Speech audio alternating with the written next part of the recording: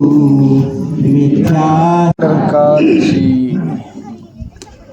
वाजता दास स्टेजला बसलाय.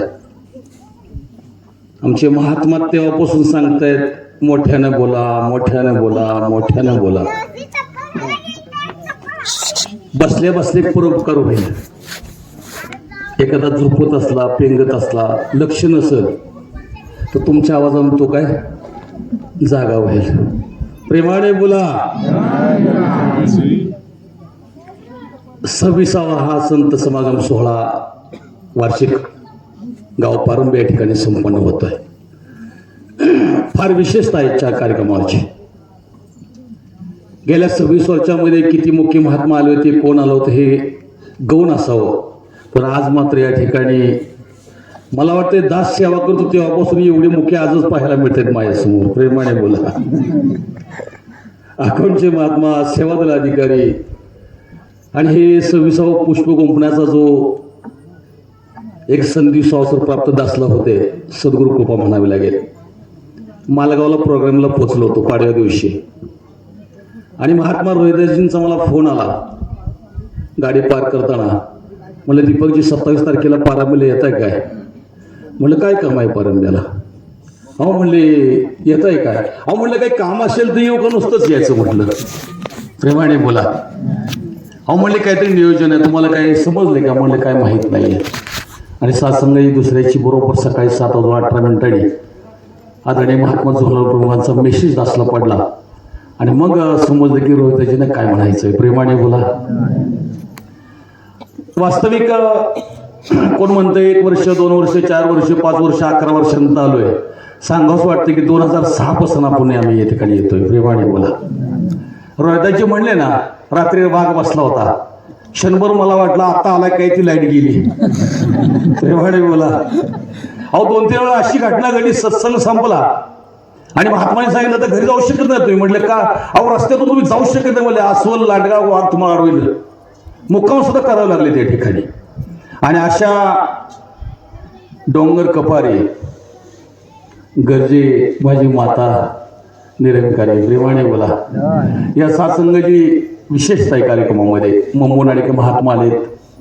या सात्संगाचे पंचक्रोशी सात्संगत आले. 26 वर्ष होतात या गावामध्ये सत्संग सुरू आहे. गावामध्ये वारकरी आहेत, टाळकरी आहेत, भजन करणारे माझे मायबाप आहेत. काय हरकत नाही. तुम्ही घरामध्ये बसला असाल, ओसरीवर बसला असाल, दारामध्ये बसला असाल, इथं तुम्ही आलेले नाही मला माहीत आहे. जतही असा काय हरकत नाहीये. पण तुमच्या कानापर्यंत आवाज पोहोचतोय, तो आवाज तुम्ही ऐका, श्रवण करा. संत निरंकारी मिशन कोणता धर्म नाही, पंथ नाहीये, एक आध्यात्मिक विचारधारा आहे. संत निरंकारी मिशन ज्ञानोबा, तुकोबांची आणि नामदेव रायांची विचारधारा घेऊन चालणारं मिशन आहे. हे मात्र लक्षात घ्या. प्रेमाने बोला. कदा महाराज होतंय काही माहितीये का? लोकांचा असं समज की संत निरंकारी मिशन देवाला मानतच नाहीये. समज आहे लोकांचा. कदाचित मला असं वाटतं की आमच्याकडून सुद्धा चुकीचा संदेश जात असेल केव्हा केव्हा, पण समजून घेणं गरजेचं आहे. मायबाप लोकांचा समज आहे की संत निरंकारी मिशनची लोक देवाला मानतच नाहीये. हा तुमचा गोड गैरसमज दूर करण्याकरता आम्ही इथं आलोय. तुम्ही म्हणताय मानत नाहीये, ठीक आहे, पण एक लक्षात घेण्यासारखी गोष्ट आहे, तुम्ही मानता, आम्ही जाणतो, हे महत्वाचं आहे. प्रेमाने बोला. मानणं आणि जाणणं याच्यामध्ये फार मोठी तफावत आहे. पाहायला विण म्हणणं मानी मानले एवढे प्रेम असे, प्रेमाने भक्तीनं होई, भक्ती विण नाव तरत नसे. पाहणं गरजेचं आहे. पहिले दर्शन, फिर करले प्रीत, फिर करले जाप, अवतार घे बिना देखी, जाप नाही करले बिरलाव. ज्या परमात्म्याची भक्ती सुरू आहे, विचार करायच्या समर्थांच्या गडाच्या काही अवघ्या किलोमीटर अंतरावर हा सत्संग सोहळा होतोय. वारकरी संप्रदायातील माझे जे बंधू आहेत, मायबाप आहेत, जिथं बसल्यास हरकत नाहीये, पण तुमच्या चरणात प्रार्थना करू इच्छितोय. ज्या समर्थांच्या गडाच्या शेजारी हा सत्संग होतोय, त्या समर्थांच्या 5 वर्षाच्या वयामधली जर घटना आम्ही श्रवण केली तर मात्र आमचे डोळे उघडतील. नारायण. प्रेमाने बोला. 5 वर्षाचं वय होतं, बाळ लहान खेळत होतं मुलांच्या बरोबर आणि सासंगी सूर्यास्ताला जावा, सगळ्या मुलाने आपापल्या घरी जावं आणि त्या 5 वर्षाच्या बालकानं एका पडक्या वाड्यामध्ये सासंगजी शांत एक ठिकाणी बसावं. सगळी मुलं आपापल्या घरी निघून गेली आणि नारायणाच्या आईने चिंता केली. सर्व मुलं आली आणि माझा मुलगा कुठं राहिला. आसपासच्या शेजारच्या मुलांना विचारलं, बोलावलं, रे नारायण कुठं आहे, नारायण कुठं आहे, नारायण कुठं आहे. नारायण सापडतच होता. वय 5 वर्षाचं होतं. शोध घेतल्यानंतर समजलं की एका पळक्या वाड्यामध्ये नारायण बसलेला आहे. आई त्या ठिकाणी जावं, तोंडावर हात फिरवावा आणि त्या आईला प्रश्न करावा, बाळा तू कशाची चिंता करतोयस. समर्थांचं सांगतोय. वय किती होतं? 5 वर्षाचं होतं मायबाप. अरे त्या 5 वर्षाच्या बालकानं आईला दिलं जे उत्तर होतं ना, त्या उत्तराचा शोध घेण्याकरताच जन्म आहे, त्याच करता अट्टास आहे. अरे त्यावेळी त्या 5 वर्षाच्या बालकानं आईला सांगितलं, आई आणि या विश्वाचं कसं होईल, ह्या विश्वाच्या प्रत्येक जीवाचं काय होणार आहे याची मला चिंता लागून राहिले. आणि ती चिंता करण्याकरता ह्या विचारासाठी मी या पडक्यावाड्यामध्ये बसलोय. प्रेमाने बोला. समर्थांच्या गडाशेजारी बसलोय आम्ही. ज्या समर्थांच्या वयाच्या 5व्या वर्षाची चिंता त्यांना चिंताग्रस्त झालेले महात्मा होते आणि त्यांचं जीवन पाहिलं. केवळ त्यांनी अवघा महाराष्ट्र 12 वर्ष पदभ्रमण करून हे परमात्म्याबद्दल, देवाबद्दल, देव कसा आहे, देव कुठे राहतो, देव कुठे खातो, देवाला पाहता येते का, त्याला जाणतं का, 1, 2, 3 नाहीये, 12 वर्ष पदभ्रमण महाराष्ट्रभर समर्थांनी करावं आणि जनतेला फक्त एकच सांगावं की देव देव देव आहे. त्याला जाणता येतं, त्याला पाहता येतं. आणि साधू संतांनी, सत्संगजी ते जो देवाला पाहिलं, साधू संतांनी काय केलं, पाहिलं, गायलं, लिहिलं आणि मग सांगितलं. प्रेमाने बोला. आम्ही लिहिलाच नाही, गायलाच नाही, सत्संगजी फक्त सांगण्याचा प्रयत्न करतोय. साधू संतांनी तसं नाही केलं, पाहिलं, गायलं, लिहिलं. आज जे 4 वेद, 6 शास्त्र, 18 पुराण, बायबल, उपनिषद, जेवढे धर्मग्रंथ आहेत हिंदू धर्माचे, सगळे ग्रंथ सत्संगजी हा संत नरेंद्र मिशन त्यामधून चाललंय. वेगळं काही सांगत नाहीये. माझे वारकरी बांधव असतील, भजनी मंडळ असलेल्या ठिकाणी त्यांना वाटतंय की काहीतरी वेगळं नाही. माय बाप हो, या इथं बसा आणि प्रश्न करा. या ठिकाणी काही वेगळं नाहीये. 4 वेद, 6 शास्त्र, 18 पुराण, बायबल, उपनिषदांनी सांगितलं की सगळ्यांचा देव एक आहे. प्रेमाने बोला. सगळ्यांचा देव एक आहे, तो निर्गुण आहे, तो निराकार आहे. आणि अशा निर्गुण निराकार देवाला जाणता येतं आणि ते केवळ सद्गुरू पासूनच. प्रेमाने बोला. चंद्र एक, सूर्य एक, हवा एक, पाणी एक, रक्ताचा रंग एक, देव. प्रेमाने बोला. कधी मनामध्ये विचार केला कसं अनेक असेल? अरे 33 कोटी देवांची भक्ती करणारी माणसं, थोडा विचार करा. अध्यात्मामध्ये खऱ्या तर सांगू का, मला वाटतं मी पाठवमध्ये विषय छेडला होता. महाराज व्याकरण कुठून प्रगट झालं माहित आहे? व्याकरण निलेची. अध्यात्मामध्ये व्याकरण चांगलं लागतं. व्याकरण चांगलं असतं तर अध्यात्म लवकर समजतं. पण व्याकरणची निर्मिती झाली कुठून? महादेवाच्या हातामध्ये डमरू आहे महाराज. त्याला घरे किती आहेत? आता झाला मोठा प्रश्न. येऊन चुकलो काय असं वाटायला लागले. महादेवाच्या शंकराच्या हातामध्ये डमरू आहे, त्याच्या डमरूला 14 घर आहेत आणि व्याकरणाची उत्पत्ती त्या डमरूच्या माध्यमातून झाली सत्संगजी. आणि म्हणून अध्यात्मामध्ये व्याकरण जर चांगलं असेल तर अध्यात्म समस्त सत्संगची. आज विचार करण्याची गोष्ट आहे. निर्गुण निराकार परमात्मा, अमृतानुभव, प्रत्येक गोष्टीचं प्रमाण ठेवलं जाणार आहे. चुकीचं वाटलं ना, मला सोडूच नका. अमृतानुभव कुणाचा आहे? माऊलीचा आहे. तुझ सगुण म्हणो की निर्गुण रे, सगुण निर्गुण एक. एक विषय घेऊन जायचे आपल्याला, वेळ फार कमी आहे. सगुण निर्गुण एक गोविंदू रे, तुझ सगुण म्हणो की निर्गुण रे. एक महत्वाचा शब्द आहे. तुझं सगुण म्हणो की निर्गुण रे, सगुण निर्गुण एक गोविंदू रे. माऊली सांगते, आणि तुला सगुण म्हणावं की निर्गुण म्हणावं? अव्यक्त होता, व्यक्त करता येत नाही. आकार अशी आला आणि भक्तासाठी प्रगटला, भक्तासाठी प्रगटला. आज 10 अवतार जर पाहिले आम्ही, नरसिंहावतार राहत असेल, मत्स्य कुर्म वराह असेल, सगळे अवतार जे 10 अवतार आहेत कल्कीपर्यंत सत्संगजी, त्या अवतारामध्ये 2च अवतार सगुण साकारमध्ये, ते म्हणजे राम आणि कृष्ण. बाकी अवताराच्या माध्यमातून कुठंही आम्हाला त्या सगुण साकाराची भक्ती करायचा अधिकार दिलेला. प्रेमाने बोला. राम आणि कृष्ण, मग जे राम आणि कृष्ण सगुण साकारामध्ये आले, त्या राम आणि कृष्णाला सुद्धा स्वतःची ओळख करून घेण्याकरता, मी आलो कुठून, माझं निजर कुठलं आहे हे पाहण्याकरता त्या अवतारी महापुरुषांना नव्याने जरा मी परमात्मा मानतो, देव मानतो. आणि 33 कोटी देवाची उपासना करणारी माणसं खऱ्या अर्थाने मला व्याकरण समजत नाहीये. कोटी हा शब्द संस्कृत आहे आणि देव हा सुद्धा संस्कृत शब्द आहे बरं का. प्रेमाने बोला. कोटी हा शब्द संस्कृत आहे, कोटी म्हणजे प्रकार. आम्ही काय करून बसलो, 33 कोटी देव म्हणून बसलो सत्संगजी. 8 वसू, 8 रुद्र, 11 वसू, 12 आदित्य, 1 इंद्र, 1 प्रजापती, अशी सगळ्यांची गोळाबेरीज केली तर ते 33 होतात. कोटी म्हणजे प्रकार. हे 33 कोटी देव. जसं मंत्रिमंडळ आहे, त्या मंत्रिमंडळात देशाचा, राज्याचा, तालुक्याचा, ग्रामपंचायतचा कारभार चालतो, तर तो त्या देवाधिकाऱ्यांच्याकडून हा कारभार चालू जातोय. पण आम्ही मात्र माणसं हुशार, आम्ही कल्पनेचा देव पूजला आणि 33 कोटी देव स्थापन करून बसलो. प्रेमाने बोला. नित्य माझ्या अंतरी प्रभूचा निवास, कशासाठी सांगा आता करू उपवास. ठाव नव्हते नाव गाव,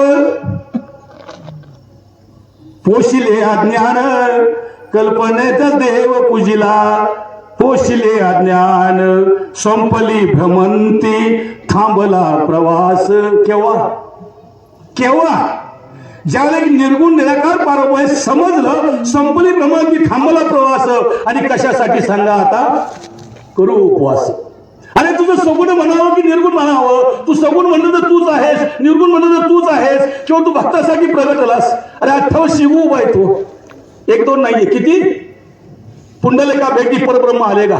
28 युग उभा आहे. कुणासाठी आहे? अरे भक्तासाठी आहे, तुमच्यासाठी आहे. आणि कमरेवर हात देऊन आमच्या सरांनी गीत गायलं ना, वेदालाही नाही कळला थकल्या श्रुती सुद्धा, निराकार हा निर्गुण ईश्वर. कळते का? एकवचनी गायले. प्रेमाने बोला. एकवचनी गायला अभंग. निराकार हा निर्गुण ईश्वर, कसा प्रगटला असा विठेवर. एकवचनी आहे, निर्गुण आहे, निराकार आहे, तर कसा प्रगटलास विठेवर. 28 उभा आहे. अरे भक्त प्रल्हादची भक्ती होती, आई वडिलांची सेवा होती, पांडुरंग वाट पाहत होता. मात्र त्या पुंडलिकाच्या सत्संगीची ज्याला भेटीला त्या अगोदरचा क्षण आम्ही तर चरित्र वाचला, अभ्यास केला.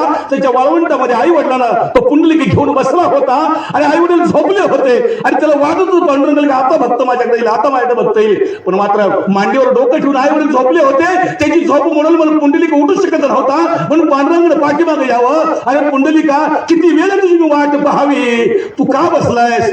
तर त्या पुंडलिकाला वीट भिरकवावी आणि त्या विठेवर सांगावं, पांडुरंगा इथंच थांब, जोपर्यंत माझ्या आई वडिलांची झोप होत नाहीये तोपर्यंत मी येऊ शकत नाहीये. प्रेमाने बोला. किती अधिकार होता त्या भक्तीमध्ये. तो पांडुरंग, तो विठ्ठल कसा आहे? एक आहे, सबका मालिक एक. लाई लाई लल्ला मोहम्मद रसूलुल्लाह, राम रहीम एक आहे. आम्ही करून बसलोय.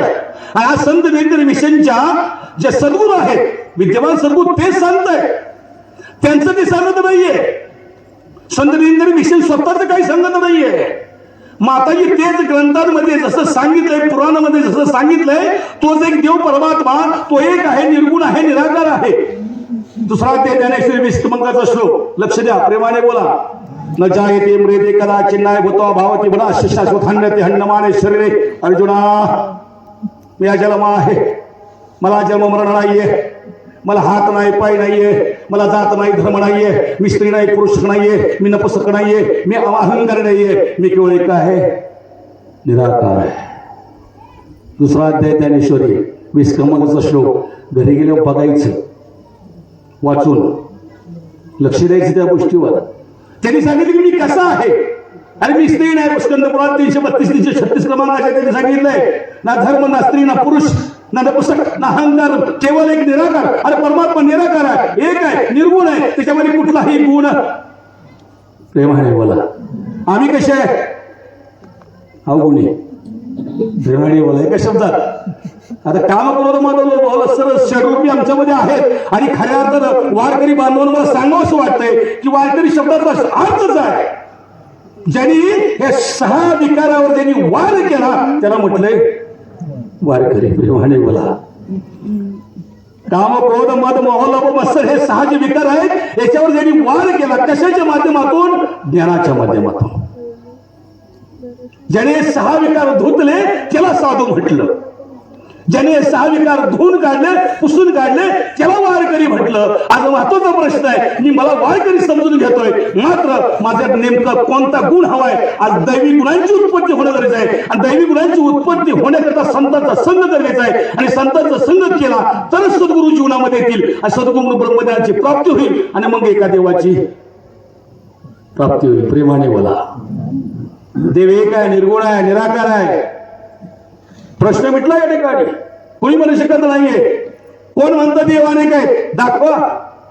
अरे तळ्यातला गळ्यातला मळ्यातला भिरीला बांधवला आपला तो एक देव करून घ्यावा ते देवीन जीवा सुकोण हे तुका म्हणे जन्मालाचे सार्थक एक विठ्ठलची. आता एक सांगायला बा झाली एवढी उदाहरण एक सांगत बसलो तर काय होईल. सगळ्यांचं लक्ष घड्याळावं डोंगर उतरून जायचंय. प्रेमाने बोला देव एक आहे तो निर्गुण आहे निराकार आहे. मग त्या देवाला पाहण्याकरता जो अंगसंग आहे जेथे जातो तेथे तू माझ्या सांगती चालविशी हाती धरोनिया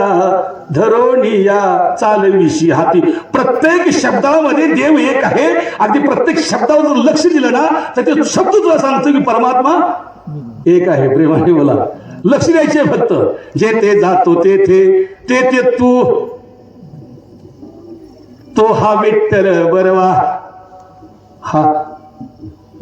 तो हा माधव बरवा बहुत सुकृताची जोडी म्हणून विठ्ठल आवडी. तो हा विठ्ठल बरवा तो हा म्हणजे एक आणि हे म्हणजे अनेक. प्रेमाने बोला असा हा जो देव आहे असा परमात्मा आहे तो पाहण्याकरता काय म्हटले पुढचा आपण घेऊया. बोलावा विठ्ठल पहावा विठ्ठल करावा विठ्ठल जीव भावे. बोलावा विठ्ठल बोलावा ठीक आहे पहावा विठ्ठल पाहिला करावा विठ्ठल. करावा म्हणजे काय करावं. अक्षर मध्ये सांगितलं ना सुंदर मुलीचा फोटो खिशात ठेवून प्रपंच सुरू होणार करावी लागेल. वैदिक धर्माप्रमाणे ब्राह्मणाला बोलून पाहुणे बोलवून लग्न करावं लागेल आणि मग प्रपंच सुरू तत्व करावा विठ्ठल. आत्मसात करावा लागेल आपलासा करावा लागेल अनुसंधान करावं लागेल त्याची ताब्यात पाहावं लागेल. तो तर भाव लागेल परमात्म्याशी. बोलून चालणार नाहीये पाहून चालणार नाहीये तो करावा लागेल म्हणजे त्याला करता बरोबर आहे ना. धरीला पंढरीचा चोर धरता कोणाला येतो जो आहे त्याला. धरीला पंढरीचा चोर कुठं हृदयी बंदी खाणा केला आज विठ्ठल कोंडीला. शब्द केली जोडा जोडी कशाची जीवाची आणि शिवाची आत्मा आणि परमात्म्याची. प्रेमाने बोला शब्द केली जोडा जोडी विठ्ठल पायी घातली बेडी बाहुबळे कळे एरवी ना कळे करतळे आवळे येते लक्षात. प्रेमाने बोला बाहुबळे कळे एरवी ना कळे करतळे आवळे ते सहाय. जर वाटी माताजीने जर करतळात धरली तर सुटली का. प्रेमाने बोला शब्द केला जोडा जोडी विठ्ठल पायी घातली बेडी घातली ज्ञानाच्या माध्यमातून विठ्ठलाला बेडी घातली आणि आत्मसात केला मायबापू. आणि तो विठ्ठल आत्मसात करण्याकरता मला सद्गुरूंची गरज आहे. समर्थांनी सांगितले स्पष्ट तंत्रगुरु मंत्रगुरु विद्यागुरु अविद्यागुरु असे असो अनेक गुरु परी मोक्षदाता सद्गुरु वेगळाची. सद्गुरु करावा बळकट त्याचे धरावे मनगट. प्रश्न करावे तर दोन तू कोण आणि मी कोण असा सद्गुरु पाहिजे. ब्रह्मनिष्ठ श्रोतया सद्गुरू कुणाला म्हटलंय की जो परमात्म्याला स्वतः अनुभवतो, पाहतो, स्वतःला जातो, ह्याच भाऊसाहेबात तरुण जातो आणि दुसऱ्याला पुजवात करण्याची क्षमता देतो देण्याच्या माध्यमातून त्याला म्हटलंय सद्गुरू. आणि जे खेटे घालतात, चालतं ना इकडे खूप खेटे घालायला लावतात, पाण्यात टाकून प्यायला लावतात, हातात बांध, कमराला बांध, हे कर ते कर, ते करतो गुरु. आणि डायरेक्ट गुरु मार्ग दिखाता है और सद्गुरु दर्शन करवा देता है. पहिले एक ट्रॅक्टर होता महाराज, मिलिंद महाराज. त्या ट्रॅक्टरला काय द्यावं लागायचं माहिती का? हिटर द्यावं लागायचं का? हिटर दिल्याशिवाय त्याला ट्रॅक्टरच बसायचं नाही. प्रेमाने बोला. महेंद्र कंपनी फार अव्वल दर्जाची आहे. तिनं परत काय केलं बघितलं का? DI बनवला. DI म्हणजे काय? Direct injection. प्रेमाने बोला. आता सद्गुरू जीवनामध्ये आला का नाही, ही जी ट्रॅक्टर आहे ना, ह्याला DI बनवतोय सद्गुरू. त्याला हिटर द्यावं लागत, बटन दाबलं की स्टार्ट. प्रेमाने बोला. सद्गुरूने काय केलंय? त्याला हिटरवर द्यावं लागत नाही, डायरेक्ट कनेक्शन करून दिलं. कुणाशी दिलं? परमात्म्याशी. सद्गुरू कुणाला म्हटलंय? सलेले पाहिजे से एकत्र मिळले, वेगळे केले जे राजाओं से. ज्ञानेश्वरी सुंदर त्या ठिकाणी प्रमाण दिलंय. सलील म्हणजे आता महाराज तुम्हीच सांगा. सलील म्हणजे दूध, पै म्हणजे पाणी, एकत्र मिळले. हे जर एकत्र केलं तर पाण्यापासून दूध अलग करण्याची क्षमता फक्त राजहंस पक्षाकडेच आहे. तद्वत माया आणि ब्रह्म, हे मायेपासून ब्रह्म अलग करून दाखवण्याची क्षमता असेल तर माझ्या सद्गुरूजवळ आहे. प्रेमाने बोला. मग सद्गुरू राजहंस म्हटलंय. सलील पाहिजे जसे एकत्र मिळले, जसे वेगळे केले राजहंस आहे. अरे पाणी आणि दूध एकत्र केल्यानंतर राजहंस पक्षी फक्त अलग करू शकतो. तद्वत माया आणि ब्रह्म, ह्या मायेतून ब्रह्म अलग करून दाखवण्याची क्षमता केवळ विद्यमान सद्गुरू सिद्धीच्या महाराजच करू शकतात. अन्यथा दुसरा ऐरा गैरा कोणताही गुरु करू शकत नाही.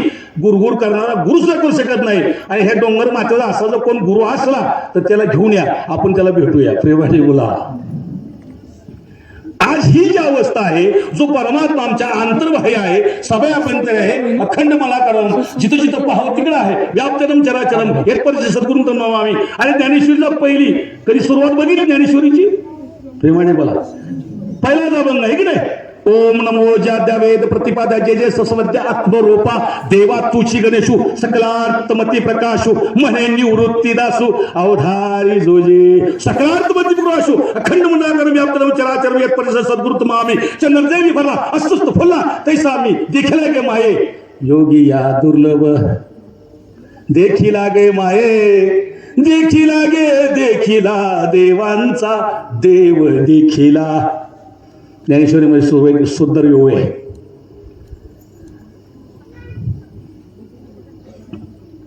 प्रेमाने बोला. मातेचे अवसा अगा मातेची या गर्भा नवळी मातीचा वंसा. म्हणजे आईच्या उदरात असणारा गर्भ जसा आईचं वय ओळखू शकत, लक्षात घ्या, आईच्या गर्भात असणारा गर्भ जसं मातेचं आईचं वय ओळखू शकत नाहीये, तसं माऊली म्हणते योगींच्या जरी योगी असला संत असला तसा तरी तो मला जाणू शकत. योगी या दुर्लभ, योगीला जो दुर्लभ आहे. आईच्या गर्भातला गर्भ जसं आईचं वय ओळखू शकत नाहीये तसा योगी असून सुद्धा मला तो अर्जुना जाणू शकत नाहीये. तो जाणण्याकरता मला सद्गुरूंची गरज आहे, तो पाहण्याकरता मला सद्गुरूंची गरज आहे. आणि तो पाहिल्यानंतर खऱ्या अर्थानं माझ्या जीवनाला खरी गती मिळणार आहे, माझ्या आत्म्याचं कल्याण होणार आहे. आणि आत्म्याच्या कल्याणाकरताच अर्थास आहे. कशाच्या? अरे भौतिक कल्याण करता भक्ती काय उपयोग आहे? अरे नराय जगती कोणी तुझे संगे साथ नसती, कोणी येते तुझ्या संगे जीव एकदा जात असे. मायरड देव धाई बंद तुझं ठेवून जाती, सुतधारा कन्यारोगली तुझ्या गुणांना आठवती. शुभाशुभ जी कर्मे केली तीच तुझ्या संगे येती. अवतार म्हणे एका हरिवन जगताची सारी. सद्गुरूच तारू शकतो, बाकी आम्हाला कोणी तारू शकणार नाहीये माय बापू. म्हणून जीवनामध्ये सद्गुरूंची गरज आहे, म्हणून जीवनामध्ये सद्गुरूंच्या ज्ञानाची गरज आहे. कोणतं ज्ञान? संत इंद्रमिशन ज्ञान देतो, देव दाखवतो असं कुठलं ज्ञान आहे? नाही माय बापू. आज मितीला विद्यमान सद्गुरू श्री महाराज जे ज्ञान देतात ते ज्ञान सूर्यानं मनूला दिलं. लक्ष द्या. मनू कोण आहे माहिती आहे तुम्हाला? तर माझा मीच कोण आहे अजून माहित नाही, तर मनू कुठला शोधायचा? प्रेमाने बोला. मनू हा आदिपुरुष आहे, त्याची बायको शत्रुपा, 7 मुली झाल्या, 7 ऋषी लग्न झाली, त्यांची मुलं झाली, तिथून हा सगळा विस्तार. ब्रह्मपुरी आलो आणि माझाच मी विस्तारलो. तो मनू, त्या सूर्याने ते मनूला पहिलं दिलं, त्या म्हणून इक्वांशूला दिलं. इक्वांशूपासून ती नाथ पंथापर्यंत आलेलं ज्ञान निवृत्ती दादांच्या पर्यंत आलं. ज्ञानेश्वर माऊली पैसे आलं, ते काय झालं? लोपलं. मागं बसून कोणतरी बोलतोय मला, प्रेमाने बोला. लोपलं म्हणजे त्यांना सुद्धा माहिती आहे तिथं ती लोपलं. जर सद्गुरू प्रगट झाला नसता ना तर ते आलं नसतं. आणि निवृत्तीदादांच्या जीवनामध्ये गहिनीदात वळले, गहिनीदादांनी ज्ञान दिलं. कुठं दिलं हाय माहिती? काय करायची महाराज? उन्हाळा आला की थंड हवेची ठिकाण, महाबळेश्वर, पाचगणी, गणपतपुळे, जिथं दार लागतं तिकडे जायचं. प्रेमाने बोला. अरे जीवनात ती धगधग संपूर्ण झाली या. किती वेळा जन्मा यावे, किती वेळ फजितो. ही उष्णता संपणा, ही धाकत संपणा. आणि उन्हाळ्यावर झालं साधू संतांच्या भूमीमध्ये. कुठं निवृत्त ज्ञान मिळालं गहिनीनाथांच्या कुंड, कुठं गहिनीनाथ वळले. ब्रह्मगिरी पर्वत त्र्यंबकेश्वर गेलाय कधी? 40 किलोमीटरची प्रदक्षिणा आहे. प्रेमाने बोला. किती किलोमीटरची? आमच्या त्या हरिभक्तपरायण महापुरुषांनी मला सांगितलं, म्हणजे जायचे त्र्यंबकेश्वरला. माघ पौर्णिमेला असतं सत्संगजी. गेलो आम्ही त्या ठिकाणी. आपलं जसं बाबांच्या सरोवरमध्ये आम्ही आंघोळ करतो ना, कुंभमेळा आपण म्हणतो, तसा त्र्यंबकेश्वरला भरतो. तिथं सुद्धा एक कुंड आहे. त्या ठिकाणी पहाटे 5ला आंघोळ करायची आणि ती प्रदक्षिणा घालायला सुरुवात करायची. ती प्रदक्षिणा सुरुवात केली, बरोबर पहाटे 5ला सुरुवात केली ती मी. संध्याकाळी 5 होते. 40 किलोमीटर चाललो. पायात बूट होता, पण अक्षरशः तळव्याला फोड आलते. परवा पर्याय नव्हता, त्यांना त्यांच्या गटात शिरलो होतो. प्रेमाने बोला. ती ब्रह्मगिरीची 40 किलोमीटरची प्रदक्षिणा झाली. ज्या ठिकाणी डोंगरावर गहिनीनाथ विचार करा, निवृत्ती ज्ञानदेव सोपान मुक्ताई भावंड ही फिरत चालली होती. आणि फिरत चालली तर गंमत काय झाली माहितीये का? वाघ माग लागला. प्रेमाने बोला. आता ज्ञान लोक पावलं, कुठं आले, कसं आले सांगतो, लक्ष द्या. उगाच परत म्हणायचं नाही की सुंदर इंद्रिय मिशन वेगळं काय ते ज्ञान द्यायला आलंय. नाही, तुमची भूल आहे. बेटे तू इथे येऊन बघ कुठं आलं इथे, तुला दाखवतो आम्ही कसं आलं इथे. उगाच आपल्या घरी बसून गप्पा मारायची नाही. इथं प्रमाण ठेवून सांगतोय आम्ही. परत नाही म्हणायचं निरंकारी विषयांचं वेगळं ज्ञान आले. अरे वाघ मागा लागला. गहिनीनाथ एका गुहेमध्ये तपाला बसले होते. अरे भावंडी विस्कळली, वाघ मागा लागलाय. निवृत्तीनाथ पुढं पळत पळत पळत पळत गेले. एक गुहा दिसली आणि तिथे ते लपले. त्यांना वाटलं गुहेत लपले वाचू. प्रेमाने बोला. वाघ कोण होता माहित आहे? तोच होता. त्यानं प्रक्रिया केली होती, तिथपर्यंत पोहोचवण्याचं काम केलं. अजून बघताय तर साधू बसताय अनुष्ठानाला, बघताय तो कोण? गहिनीनाथ. ती सुद्धा वाटच बघत होतं केव्हा माझं गिऱ्हाईक येतं त्याला नेऊन देतोय. प्रेमाने बोला. गहिनीनाथ वळले, निवृत्तीनाथ ज्ञान मिळालं आणि ते ज्ञान तिथं थांबलं होतं. मात्र परत काय झालं? विठ्ठल पंतांनी रुक्मिणीला आईला जेव्हा काय झालं? शिक्षा झाली होती. कुठली? ध्यान प्रायश्चित्त. त्यावेळेला ध्यान प्रायश्चित्त जाताना रात्री पुरणपोळीचं जेवण बनवलं विठ्ठल पंतांनी. विठ्ठल रुक्मिणीनं जेवण बनवलं आणि सांगितलं काय करायचं? रात्री 11 वाजता मुलं जेवाय घालायची, झोपवायची आणि पहाटे उठून आपलं ध्यान प्रायश्चित्ताला जायचं. सत्संगाची फार तो विषय वेगळा आहे, मांडायला त्याला खूप वेळ लागतो. बायको रात्रीची वेळ होती, स्वयंपाक झाला, पुरणपोळी जेवण बनवलं, त्यामुळं भावंडांना जेवाय घातलं आणि सगळी झोपीला घातली. आणि विठ्ठल पंतांनी रुक्मिणीला आवाज द्यावा, रुक्मिणी चला आपली वेळ झाली. ध्यान प्रायश्चित्त घ्यायचं. माय बापू विचार करा, सर्व मुलांकडे नजर टाकावी आणि त्याकडे निवृत्ती मोठा होता. निवृत्तीला जागा केलं आणि आई वडिलांना सांगितलं निवृत्ती आम्ही चाललोय रे, मोठा आहेस तू, ही सर्वांची तू आई बन, हे सर्वांचा तू सांभाळ कर, पण एक काम कर, ज्ञानामध्ये हट्टी आहे तो. कुठली वेळ कुठल्या वेळी कुठलं तुला काय मागील सांगता येत नाहीये. त्याचा हट्ट पुरवण्याचं काम कर. तो हट्ट जर तू पुरवलास तर ठीक आहे, नाही तर काय अवघड आहे. सत्संगजी आई वडिलांनी ध्यान प्रायश्चित्त घ्यावा, दिवस उगावा, मुक्तावेळेला डुसून रडावं. आई दिसत नाही, वडील दिसत नाहीये, भावंडांनी समजूत घालावी आणि मग मात्र सत्संगजी पसायदानामध्ये त्या ज्ञानेश्वर माऊली त्या निवृत्ती दादांच्यावर चरणावर नतमस्त व्हावं आणि सांगावं आता विश्वात्मके देवे. निवृत्ती दादा कोण होते? सद्गुरू होते जीवनामध्ये. पश्चातान कुठं म्हणतो माहिती का आम्ही? 3ऱ्याला 10व्याला. अरे जो गेलाय त्याला काय करणार? आणि जे आहेत ती फुलं टाकून कवा घरचा तू ते नादात. निवृत्तीदादांच्या चरण नतमस्तक झाली माऊली आणि माऊली झालं आता विश्वात्मके देवे एरे वाक्य न तोषावे तो सोनी मज दावे पसायदान हे जे खळांची व्यंकटेश सांडो. खळ म्हणजे अज्ञानी, मूढ, परत मूर्ख. दासबोध वाचला असं माहिती तुम्हाला पडत मुर्गी धडा शिंदे महाराज काय पडत मुर्गी धडाच आहे. जे खळांची व्यंकटेशांडो तया सत्कर्म रतीवारो जे खळ आहेत मूड आहेत अशा लोकांचं काय त्याला सत्कर्म चांगलं कर्म घडावं. रती वाढो त्यांचे विचार चांगले विचारधारा वाढावी. सत्कर्म रती वाढो भूता परस्पर पडो जीवांचे हे विश्वची माझे घर ऐशीमती जायचे स्थिर युनिव्हर्सल ब्रदरहूड विश्वबंधू तो ही मेरा मिशन है. असं आहे का ते? अरे सद्गुरु तो संदेश देतोय. आता विश्वात्मकी देवीने वाक्य न तोषावे तो सूर्यमजावे पसादान खांची व्यंकटेशांडो तया सत्कर्म रीती वाढो भूता परस्पर पडो मैत्र जीवांचे. सद्गुरु ते करायत का करतायत भूता परस्पर मैत्र जीवांचे. माझा विचार करा ज्या जीवानं एकत्र करण्याकरता ज्ञानाची गरज आहे ते ज्ञान ज्ञानेश्वर म्हणून गुरु बंधू देवता मागून घेतलं आणि त्या ठिकाणी लिहिलं गेलं सकळांशी आहे थे अधिकार. कुणाला? सकळांशी. हिंदू मुस्लिम सिख ईसाई सारे मानव एक समान एक प्रभूची महिमा गाती गीता वेदानी ग्रंथ कुराण. सकळांचा हा एकच स्वामी एकच आहे हा भगवान. सर्व भिकारी याच्या द्वारी प्रजा सो किंवा सुलतान. जगनिर्माता एक प्रभू हा कटपुतली पर नाचवितो पुतळ माझे प्राण टाकुनी अनेक लीला करवितो. प्रकाश देण्या जगताला गी रविचंद्राला चमकवितो. आपण एकची मालक आहे हुकुम जगावर चालवितो. खेळ कुणाचा कोण खिलाडी जाणले हे जे राज कुणी. ज्ञान प्रेमाने बोला. खेळ कुणाचा कोण खिलाडी जाणेल हे जे राजकुणी. अवतार म्हणे तो क्षणाक्षणाला आनंदी राहील जीवनी. प्रत्येक महात्मा येतोय आनंद वाटतोय. आनंद आनंद सब कहे किसने जाना आनंद जिसने जाने परमानंद वही जाने आनंद. ज्यांच्या जीवनामध्ये परमानंद आला ना परमात्मा आला ना परमेश्वर आला ना ईश्वर आला ना तोच आनंदी झाला. खुदा वो खुदा नहीं जो इधर है वो उधर नहीं है. प्रेमाने बोला. कुरान काय सांगतं माहिती? खुदा वो खुदा नहीं है जो इधर है और उधर. परमात्माच होऊ शकत नाहीये. खलक में खालिक खलक में खालिक खालिक में खलक म्हटलंय.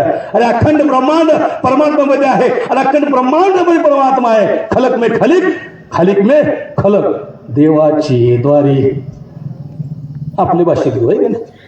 उभा क्षणभरी खलक में खालिक खालिक में खलक. सबाय अभ्यंतरी पिंडी ते ब्रह्मांडी. देवाच आता एवढी प्रमाणात ठेवून जर नाही समजलं ना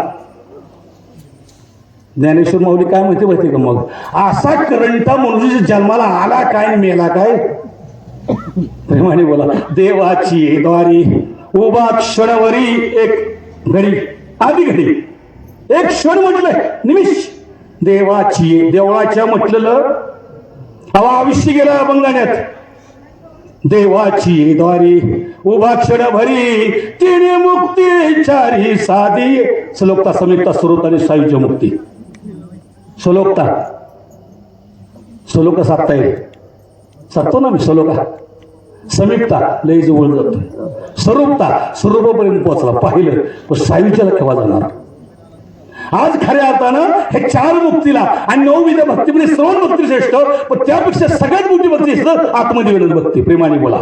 आत्मनिवेदन भक्ती श्रेष्ठ याकरता म्हटलंय की संत ज्ञानेश्वर तेच सांगताय की परमात्मा पाहण्याकरता शास्त्र प्रचिती आत्मप्रचिती आणि गुरुप्रचिती म्हणून आत्मनिवेदन भक्ती थोर आहे. आत्मप्रचिती म्हणजे आत्म्यानं स्वतः त्या परमात्म्याला जाणणं तिच्याशी एक गुरु होणं.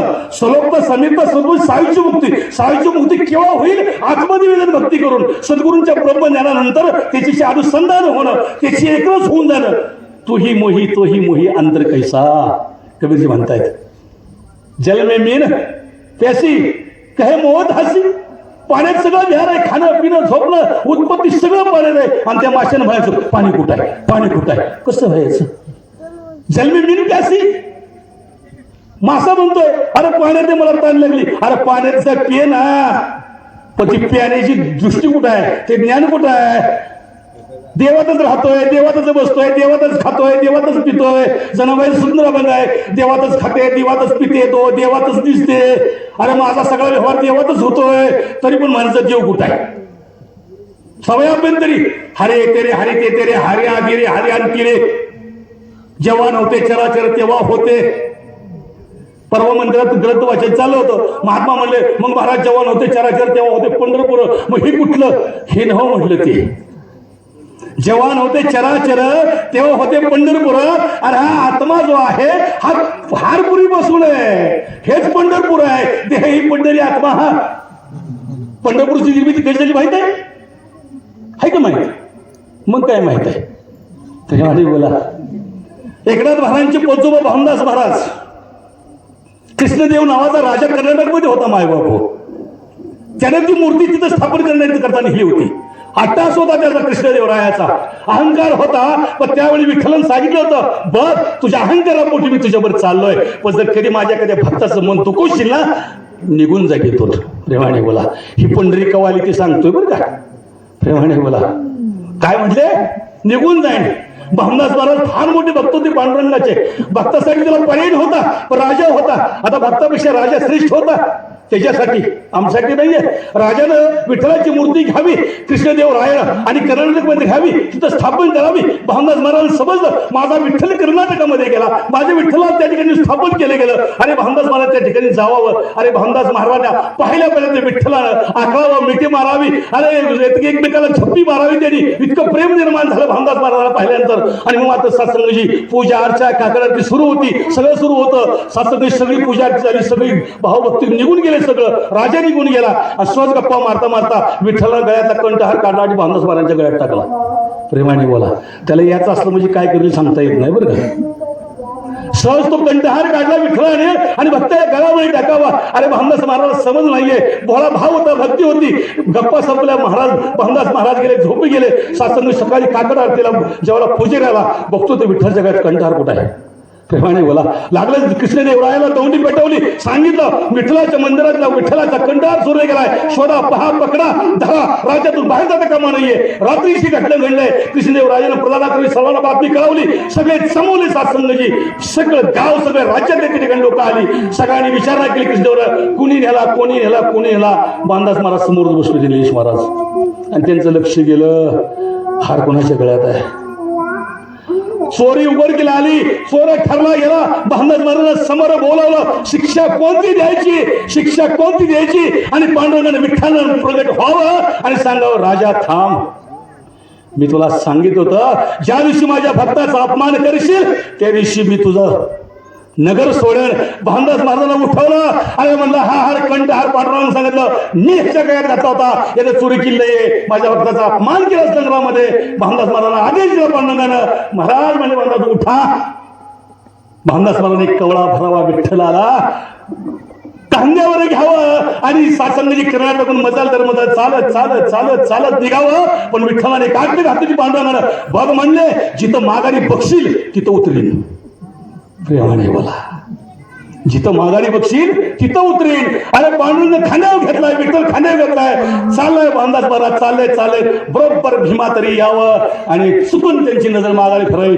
बस म्हणले आता माझी जागा इथंच. जवान होते चराचर तेव्हा होते पंढरपूर. आता ते पंढरपूर सद्गुरू माताजी दाखवतात. केव्हा जे चराचर नव्हतं त्यावेळेच. आणि हे कसं निर्माण झालं हे अलीकडच्या काळात झालं. प्रेमाने बोला. आज या गोष्टी गरज आहे. जो पांडुरंग विठ्ठल पूर्ण भरलेला आहे चराचरावर सृष्टीमध्ये, ज्याला पाहण्याकरता चांबड्याचे डोळे नाहीये. आम्ही नेणू फुंकू कान ना देवय कांतीचे ज्ञान. जो दिसे ना डोळा तो दाखवू सकळा. चांबड्याच्या डोळ्यानं तो देव दिसत नाहीये. तो देव पाहण्याकरता नैनी घालता अंजन. दृष्टीच पडे निधान म्हणजे ज्ञान. अंजन म्हणजे काय? ज्ञान. ज्ञानाचे डोळे दिल्यानंतर हा अलिगत आज्ञांचा पडदा दूर होईल आणि या पांडुरंगाचे विठ्ठला साक्षात परमात्म्याचं दर्शन होईल. आणि मग मात्र सात्संगजी तू आणि मी एक आहे. तुझ्या तरी माझ्यात फरकच नाही सात्संगजी. आज विद्यमान सद्गुरू तो पांडुरंग, तो विठ्ठल, तो ईश्वर, तो अल्लाह, तो गुरु, तो वाहेगुरु, ह्या सर्व सात्संगीचे नावं अनेक आहेत. पण परमात्मा काय? आटा एक, पकवान अनेक. राजपुरीचं दुकान गेल्यावर सगळ्या आट्याचं वस्तू असते त्या. कोण म्हणतं खाऊ असतो. प्रेमाने बोला. आटा एक आहे पण पकवान अनेक आहे. अरे परमात्मा एक आहे, नावं अनेक असतील, काय हरकत नाही, परमात्मा मात्र एक आहे. आणि अशा एका देवाची ओळख देण्याकरता, ओळख करून देण्याकरता, तो परमात्मा प्राप्त करून देण्याकरता आज समय सद्गुरू विश्वामध्ये अनेक विदेशामध्ये सद्गुरू माऊली आज तो सत्याचा संदेश, ते ज्ञानाचा पसारा करण्याचं काम करतायत. की ते ज्ञान की जे म्हटलं आम्ही नेणू फुंकाना देऊ, एकादशी ज्ञान दो दिशेना डोळा तोच दाखवू, सकाळा अक्षरशः करू नका, काही सत्संग करा, पूर्वीचा तो दोरा उगल, बाकी चावाटपणा करायची गरज. अतिशय परखड शब्दामध्ये सांगितलं तुकोबारायांनी, स्पष्ट सांगितलंय, कुठलाच चाव करू नका, चावटी नका करू, काय सत्संग करा म्हटलंय, बाकी चावटपणा करायची गरज, बाकी भांडण करायची नाही. योग्य सिद्धी वाया उपाधी लंब धर्म भावीन देवन सिंध गुरु नानक साई वेदशास्त्र पुराण सुत्तीचे वचन एक नारायण सारजप चपत पकर हरविण धर्म वाकाय श्रम व्यर्थ जाय. प्रेमाने बोला. आता एवढं सांगून कळत नसलं, घरात निवांत बस. तुकोबारांनी सांगितलं तीच आम्ही सांगू, तुमची तुम्ही करा सोय, नाही तर आमच्या बापाचं काय जात या. आज तेवढीच कमी आहे. ज्या देवाची चर्चा होते, कोण जिज्ञास असतील देव बघायचे, ती व्यवस्था झाली नाही. सत्संगाची काय हरकत नाही. सद्गुरूंचं राज असेल, दया करा, कृपा करा. 26वा हा संत सत्संग सोहळा संपन्न होतोय. महापुरुषांचं फार सुंदर ध्यान आहे. हा वटवृक्ष महाकाळ हो, ही फुलवारी अशीच फुलत जावी. आणि राजपित्यांचं जे स्वप्न आहे ना, 95 वर्ष होतात मिशनला.